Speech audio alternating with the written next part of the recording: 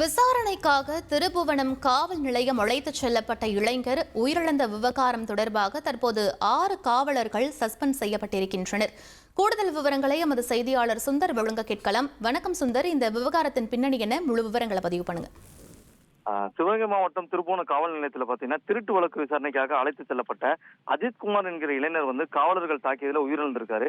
உறவினர்கள் போராட்டத்தில் ஈடுபட்டு ஒரு நிலையில பாத்தீங்கன்னா அந்த காவல் நிலையத்தில் பணிபுரிந்த குற்றப்பிரிவு தனிப்படை காவலர்கள் 6 பேரை பார்த்து பணியிடம் நீக்கம் செய்து மாவட்ட எஸ்பி ஆசிஷ் ராவத் உத்தரவிட்டதுடன் வெளிப்படையான விசாரணை நடத்தவும் உத்தரவிட்டிருக்காரு.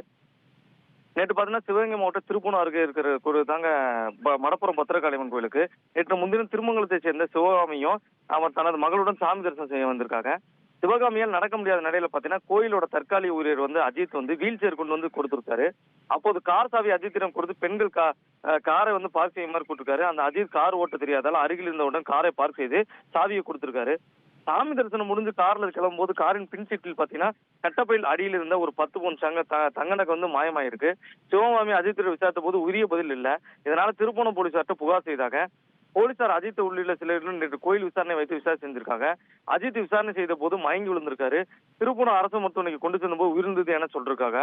ஆனா இதையடுத்து அஜித் உடலுக்கு சிவகங்கை அரசு மருத்துவமனைக்கு கொண்டு செல்லப்பட்டது. சம்பவம் குறித்து போலீசார் விசாரணை நடத்திட்டு வராங்க.